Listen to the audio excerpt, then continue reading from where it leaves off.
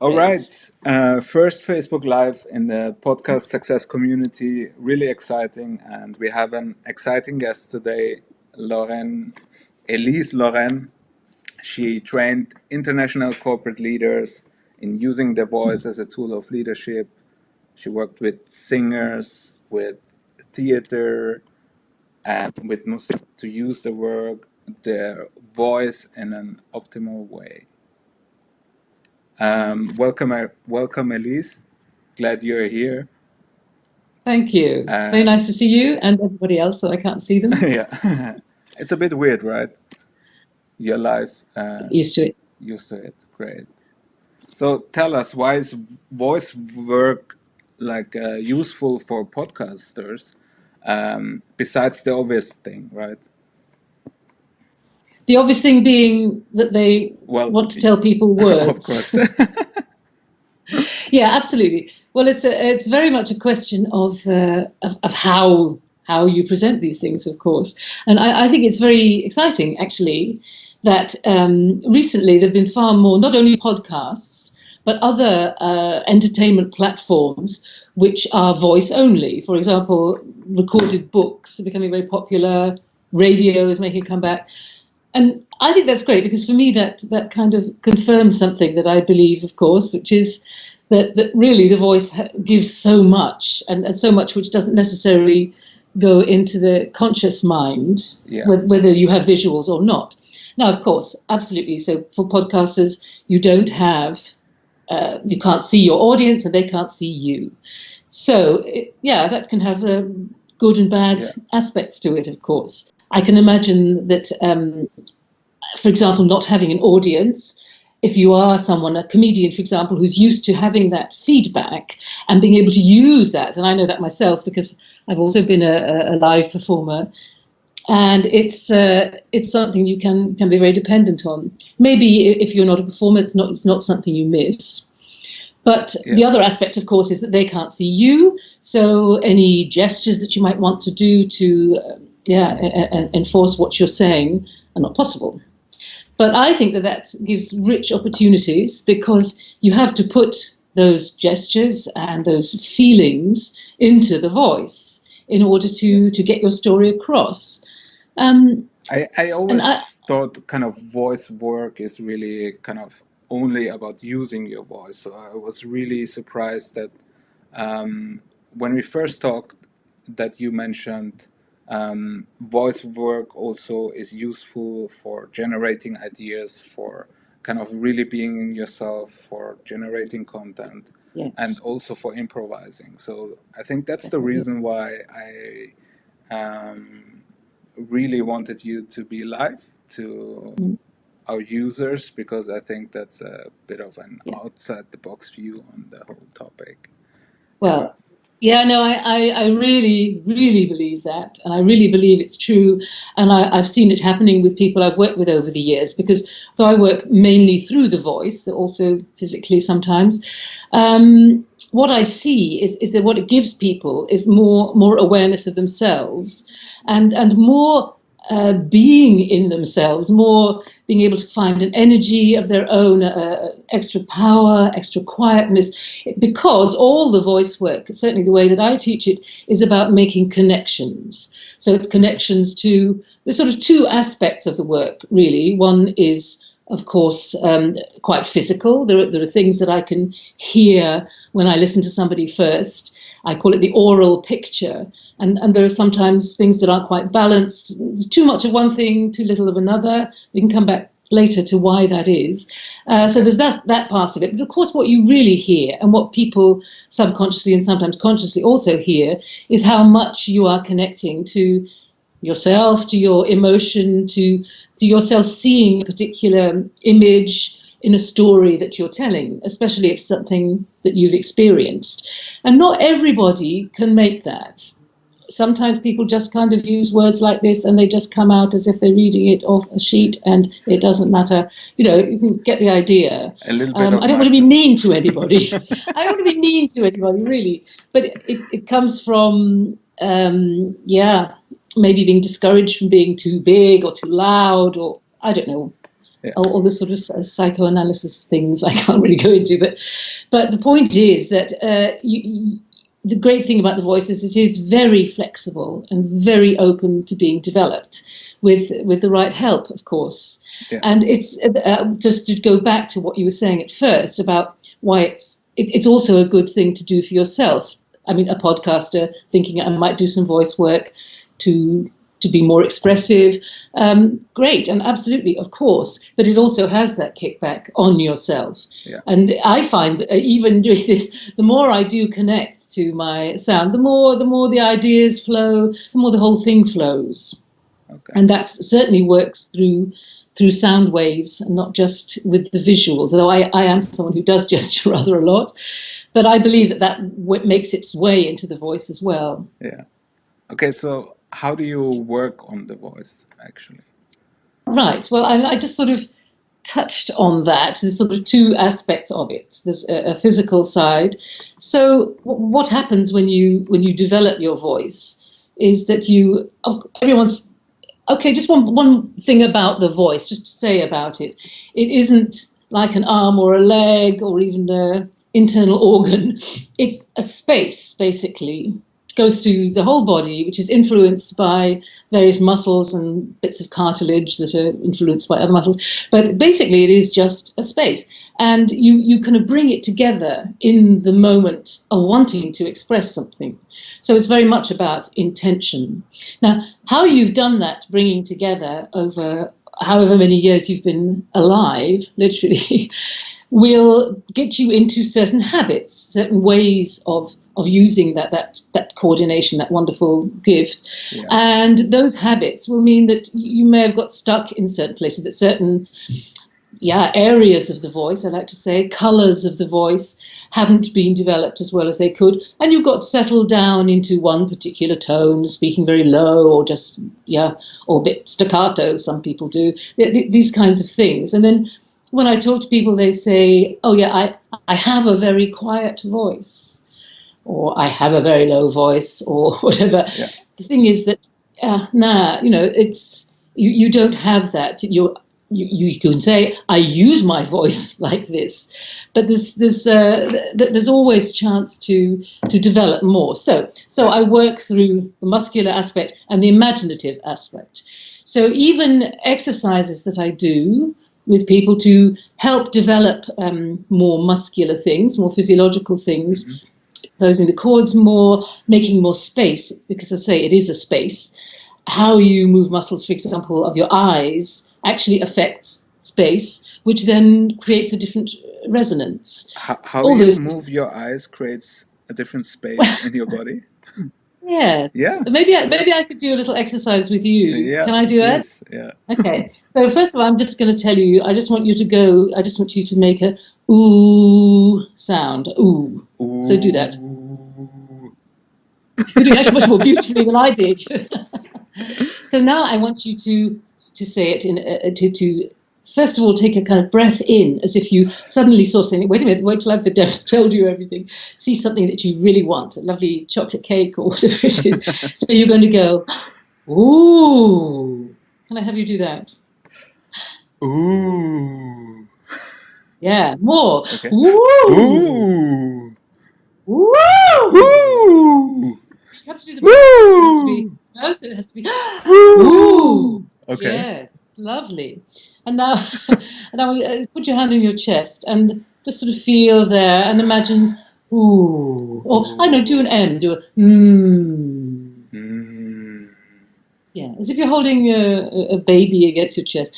Mmm. Try to find that feeling. Yeah. Okay. And then have a mmm. Lovely. Okay. Yeah, very nice. So, so every exercise I would do, so if it's not always a ooh or m or whatever, but it's never just a sound. It's always, if it's a b, it's a b, and you're saying something with that, or yay, rather than just e. Yeah, interesting. So you're saying using the emotion creates automatically the right yes, like the right muscles get activated, the right space gets created. Yes. Yeah. I mean, to a degree, yes, of course. And like everything, it needs to be practiced and have somebody monitor that. But yes, exactly. You jumped right to it. I mean, the example I tend to use is that, a baby, for example, makes sounds which somehow their parents can know not only that she wants something, but what it is they want. So sort of, and they can go on like that all night, of course, because it's a very healthy movement. But whatever sound it is, your parent will know. Has he got a dirty nappy? Is he tired?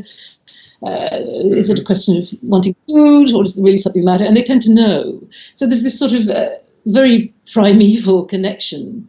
And if you think, if somebody is falling off a cliff or something, they just scream. And I won't do it, but because if you try to scream, you can do it the wrong way, of course. But so nobody on the street sort of says, "Oh, I wonder what they want," or "I wonder what's happening with them." You can hear that in the voice. We are totally programmed for that, and things like expression come into it, also facial expression, because babies, we all learn to speak through imitation. Are So facial expressions and other expressions connected to your definitely, voice? For yeah. instance, I have a bit of a monotone voice. Let's say it like that. No, but Can you say that people expressing emotions in a different way, or in a certain way, also are using their voice in a certain way? yes, Yeah. absolutely, Okay. totally. And that's why doing exercises in this way, which I do, is really doing two things at once. Because yes, you do the exercises better, you get to the right muscles. If I said to you just now, lift your soft palates, Jalal, No then clue. you said exactly. Or you say to people, you need to close your cords more. We can't do that. You do it through the ear, of course, but also working in this way, and also the fact that I do it in a certain way triggers it for you, because as I was saying before, that's something which human beings have. The way that we use our voice, we can literally immediately interpret, because we've got one too. So we know how it feels like that. Okay. So, Just to make the distinction, yeah. so the easiest way how to improve your voice is letting emotions in while you speak, and while also when there is no person opposite you, to just imagine the emotion and your voice will follow. Yes, Is I it mean, it true? is something that you have to practice, of Yeah. course. I mean, I'd have to do the exercises and make sure that but as a principle, yes. And by doing those exercises, you're training, the muscles, but you're also training the process of directly employing your intention. I'm touching here because I would say, people say, where does the voice come from? Is it from the belly? Is it from the cords? I say it's from your intention. It's from what you want to say. And that also goes back to that primeval thing. So making that connection, which often does get cut off for one reason or another, often because people are fearful of allowing themselves to enable that connection between voice and emotion, because they think, okay, what if I'm upset in a meeting and I let them hear that I'm upset? That would be terrible. So I must ban that. I must not have that in my voice. And and sadly, that could be something that children learn from their family, whatever it is. So the fact is that it doesn't make you more likely to come up with some embarrassing emotion in the wrong inappropriate situation. It really doesn't. It just puts you in control and makes you aware of what's happening with you. And I think a lot of people must have experienced, and I certainly used to have it. If you're angry but you don't want to express it, or maybe upset or whatever, you get huge pain in your throat because you've got your body into this terrible bind where one part of it, probably the muscles of the body are wanting to express something, and part of the mind is saying, no, you've got to push that down. You've got to push that And it down. comes together in your throat. Oh yes, I mean, God, it strangles. Wow, good point. But does that? So yeah. So what you're saying is basically um, we were born the right way, but through while going through life, we unlearned to have certain emotions and also to voice them. Right? Your You still body have the wants to emotion, yeah, of course. but you decide to break that connection. I mean, that sounds like a massive decision, but of course it just creeps in like that. I mean, people do have different voices, of course, Yeah. and different personalities. So you can choose to be more ebullient in the way that you speak, but you can also, it's not about being loud or shouting or acting or anything like that. It's just about having choice. It really is about choice. You can choose, and it doesn't mean to say, oh, I think I'll do this now. It means that the choice happens because of your intention, again, how you're going to say something. And of course you can speak quietly and you can speak calmly. You don't have to be in this huge area. I mean, I tend to be quite up with my energy, but you can also be yeah, at the other end of the scale. Okay. So how did it work when you trained kind of corporate leaders? What was the before state and the after state? And and Oh, and why were their audience afterwards more engaged, or the listeners? Like when they had a presentation or things like that. well, of course, one thing is in that kind of business model, you're talking about people with a certain role, and that has certain things attached to it. They want to be able to express their strengths at certain points. Their sort of authority, I suppose, not in a bad way, but that sort of solidity. We can rely on him, her to do whatever. They also need to be able to show their compassionate side. For example, you can imagine situations where that's important. So that is very much to do with enabling them to show those sides of themselves. I would not like the idea that I was sort of enabling people to pretend emotions that they didn't have. And I think the more you do this work, the more you do open up. And it's not something at that point, certainly working with me, where you could decide to use it for evil, as it were. I mean, I think it really is something that really helps you to get to know yourself as well. Okay. Yeah. I mean, Ariel is saying freedom of expression. yeah, exactly. Yeah. It's funny That's the way basically this. that's used. Yeah, it's used as in a kind of political way, and in a way, it is. But it does mean that very literally. Yeah. I mean, a free voice is what we'd all love to have, of course. Okay. I mean, people will still sound different, of course, because they have different emotions. I mean, but in fact, in the vocal equipment, as I say, it's all bits of other parts of the body. They say that there's no single part of the voice which doesn't have another function, which doesn't have another use that they have to do in the body. Even the vocal cords, they have something to do with, if you push heavy objects, then they close off so that the air doesn't come in, or something like that. Okay. So Abby use everything. Abby asked about seating versus standing voice. Does it have to do with that? I mean, I have a slight preference for standing. It's probably because I started out as a singer and you spend much more of your time. Yeah. But I have got used to doing it seated. I mean, you can't see that much of me, but I'm sitting up quite straight. I'm trying to make sure that important things are that your belly is relaxed, so that everything can move as it is required to. I always tell people to put their feet on the floor.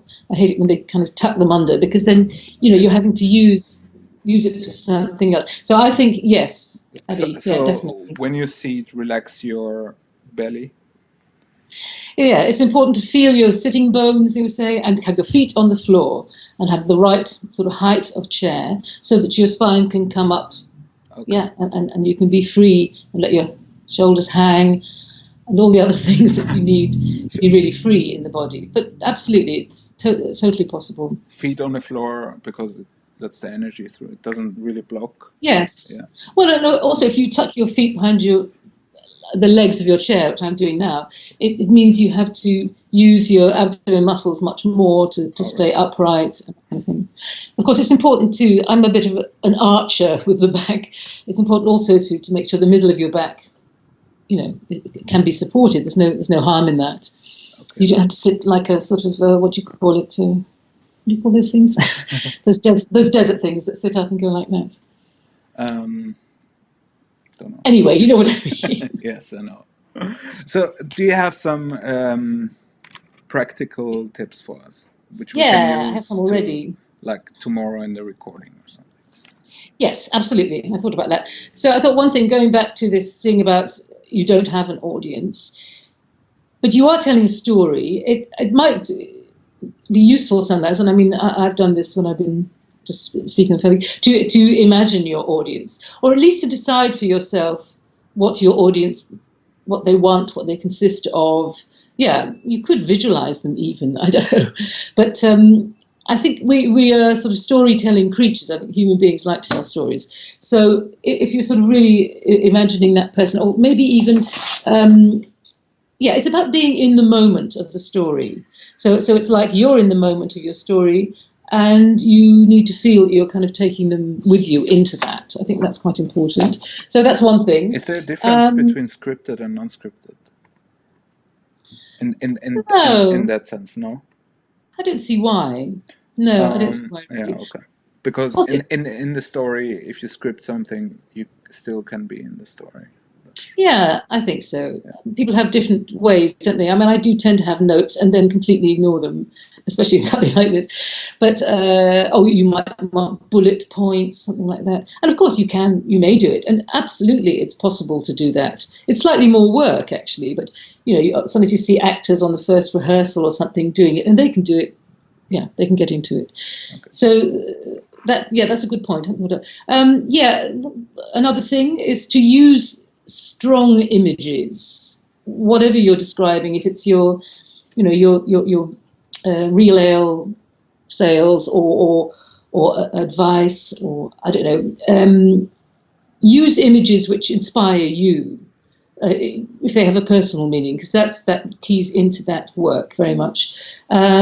See them when you're speaking. Think about, if you're saying, I sent this to Australia, think, I sent this to Australia. I mean, that's a long way away, those sorts of things. If you're talking about coffee or beer, you've got to have it in, oh yes, this is a really good one. And let yourself go there. So audience image, allowing time for ideas to land, make a statement. You must feel very silent, but people do need that, and so do you, to be in that statement, to give people a chance to really see it. Had one more thing, What was the statement thing? Could you explain it again? Time for ideas. Yes. Okay. So a lot of people speak continuously, and I get this with people doing presentations or speeches.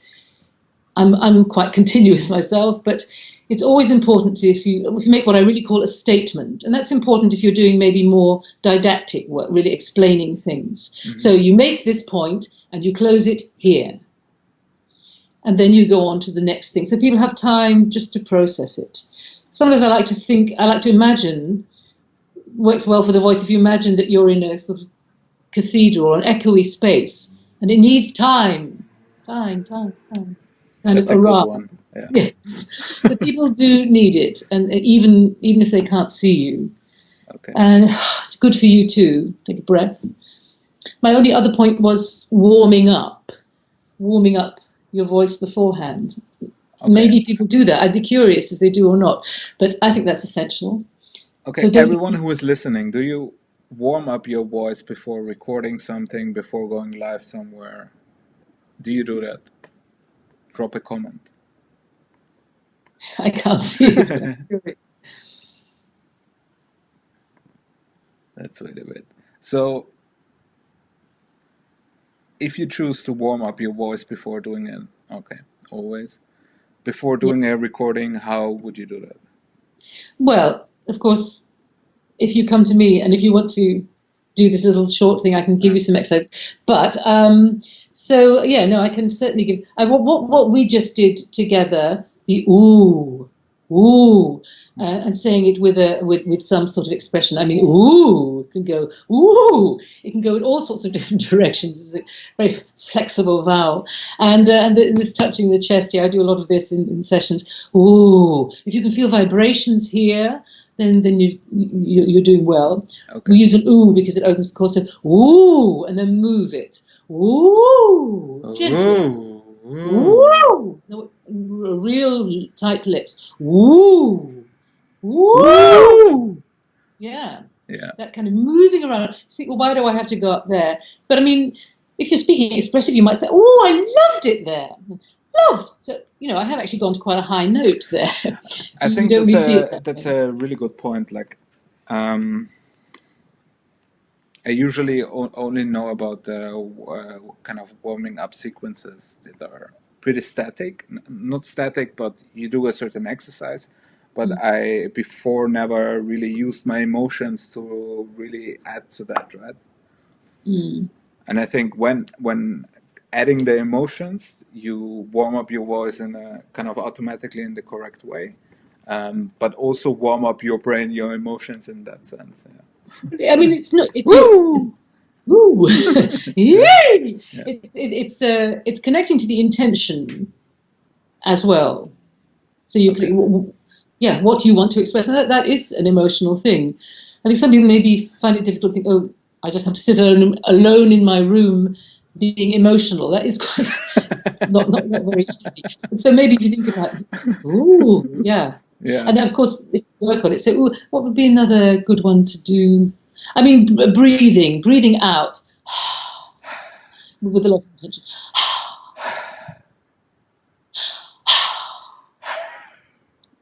Yes, much more emphasis on breathing out than breathing in. You could do a little bit of panting. It's out, out, out.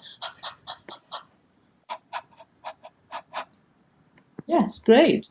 Generally speaking, breathing out to the end of your breath will really help you connect. So if you do a big and then just hold it a moment and then let the air in again. So you don't need, I see a lot of shoulders here. So just stop breathing out and let the breathing in happen. That's really what it's about. So breathing exercises, but also as a warm-up, it's quite important at the end just to sit and relax and just maybe monitor your breath, maybe just feel where it is. And then you can, so after you've done more energetic, sit, let it sink in, and kind of resist the temptation to look at your content again or adjust too much. I know that happens. But, well, great. Does any one of you have a question for Elise? Drop it in the comments and we will pick it up while we are going. Could you tell us more about kind of what work do you do and how do you work with your clients? You have something like you told me about a sound palette or a voice palette. So what I would do, whether I was, I give trainings sometimes that take a couple of days, and also I do one-on-one things which go on for a longer period. Exactly. So we were working now a bit on sort of areas of sound, particular types of sound. Now, at a certain point in the trajectory with training with somebody, we would make certain sort of connections with those types of sound, and with color, sometimes literally with color, and then I will work with sort of little presentations that they would do, also with written texts, because I think that's quite useful. I do like using sort of poems and stories where somebody else who's very good at it, has come up with great images, and that I know I can work with vocally. Okay. And then direct those colours, as you're saying, the palette of colours, sound palette, in coaching the person through those texts, and also then through their own texts, coaching really pointing out to them where they can go further, where they're sort of losing their attention, where they need more energy. So literally coaching them through it so that they can just, go straight from exercises into doing the actual, putting it into practice, because that's what it's all about. So that would be sort of further along along the time that we spend together. And then at a certain point, hopefully they can do it all for themselves. Cool, thanks. That's a good question, that. Yeah. Francisco is asking a little tip to sound a bit more confident. I think grounding is important for confidence. So that I might practice standing and really, making sure that you're standing, feeling the ground. I mean, literally what grounding is. And also on the chair, you can do it, really, really feeling that. And then relaxing down into it. Then you might want to do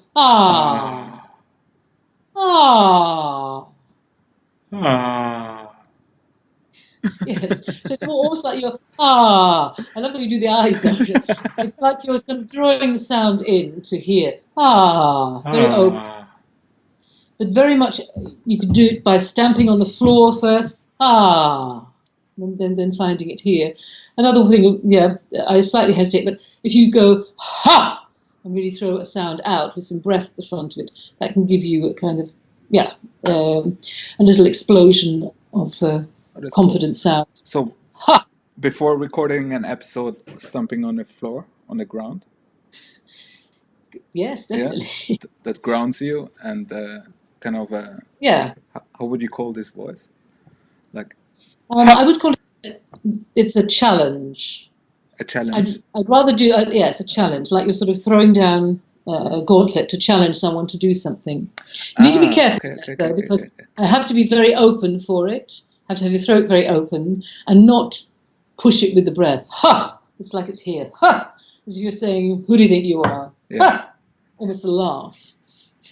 Can you do it that way? Ha! Ha! No. Ha! Ha! Who does she think she is? Coming in here. Yeah, that's right. Okay. And this is the challenge basically, which is throwing down the arm. Yeah. So it's not across. It's not you're throwing it at someone down. Ha! Ha! It really has to. Yeah. See the difference. Yeah. Okay, I'm not going to give away everything. Okay. I hope that helps whoever was asking about the confidence. Yeah. Did it help Francesco? Francesco. I hope it's. Abby asks, tips for staying consistent from one session to another if you are breaking work into different sessions.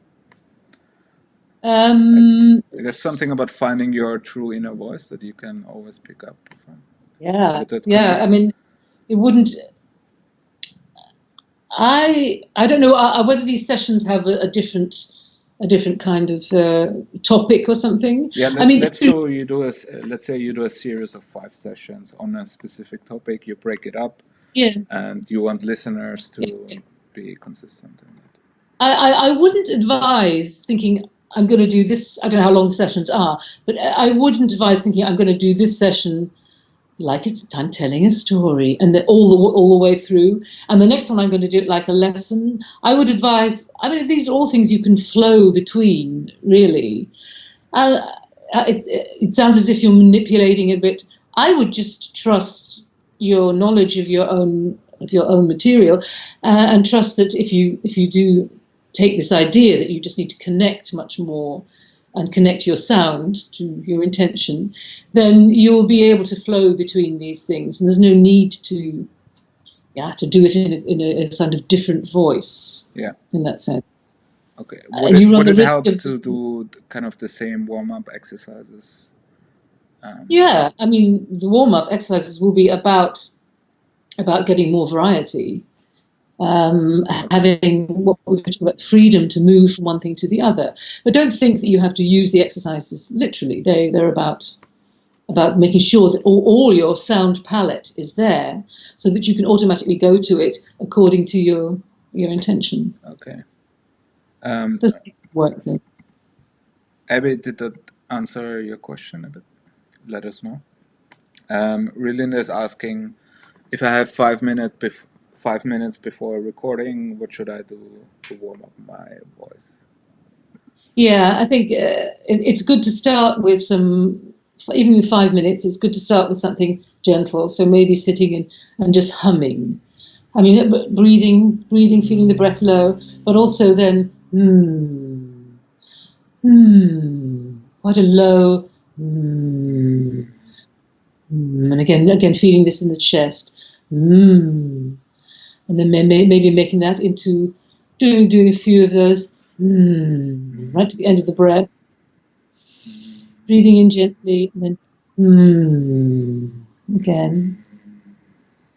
And then maybe move that into ooh, a bit at the same area. Ooh is really good. Always make the lips very ooh. And that stretch we talk. Yeah, you do that very well. Ooh. There's a reason for that. It's because it stretches your cords as well. Ooh, and then move that around a bit. Ooh, and then you could even ooh. Make a few little break in that. Yes, exactly. Woo! Okay, cool. Yeah, that's always a good one. That moving up with the ooh. Okay. Yeah, breathe out a lot. Cool, thanks. Relinda, I hope this answered your question. I think last thing my question is, we had a talk about kind of generating ideas from the voice. Yeah. And having ideas and you vocal them, right? And you can do it the other way around. Yes. I mean, it's about play, really. When you start to play, and these exercises can be done in a very playful way, they should be fun. You know, yeah. If you're playing with your voice and exploring, then it will take you to places, particularly, ideas of based on emotion or whatever. And then, I mean, I've found this to be true, and people have said it to me. Then you get the images yourself. I mean, and you kind of. If you're making a particular sound, woo! I mean, you may see yourself as a little boy running on the beach or something. Yeah. We do actually do that because I know because people have done that have told me. Oh, it reminds me of then. So things pop up then. Yeah. And okay. Particularly if you're using your voice and improvising around your topic, it could certainly help in that way. I can imagine kind of freestyle rapping on that. Yeah. When you start kind of only with the voice, with the emotion, with the intention, and then kind of the voice, like the words kick in. Yes. And interesting. I never saw it that way. Yeah. Oh, definitely. I've done quite a lot of work as an improviser with my voice and singing, but also within that making little sounds. Speaking, all sorts of different sounds, basically. And of course, then I do have musicians playing at the same time, usually. So you get an idea, you can move with it. But to some extent, you can do that with your story and with yourself. Yeah. And the other thing is that, just to add to that about a story, and also because of what Ida said, I would not necessarily recommend, if you repeat something, doing it the same way. I mean, see where you are that day as well. Yeah. It's about putting yourself in the place of your voice being able to follow your feelings. Yeah. I mean, but if you're feeling low energy, then it might be worth, cool, doing it with a bit more energy, also genuinely, because that'll get you into it if you're not really quite there. Yeah. So I guess the quintessence for me from this call is really kind of imagination, emotion, and the rest will follow, kind of. Something like that. Connected to the voice. Yes, absolutely. Yeah. And playing with that. Yeah. Really essential. Great. Elise, so, yes. Do you have something for our members?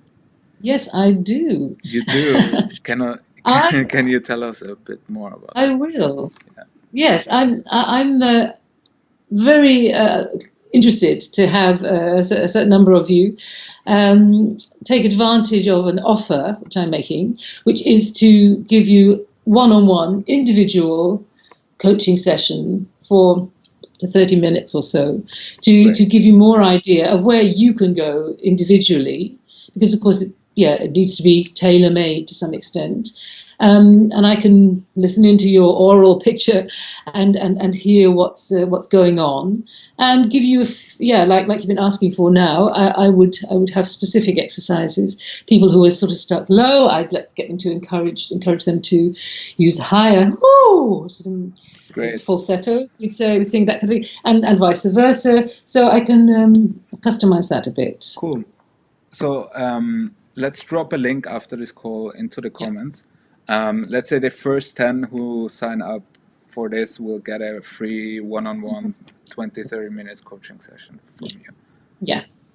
Cool. Great. I like That's that. great. Oh, and you will ask them for an audio recording to speak a poem. Send it to Elise, and she will take a look at it and book a call with her.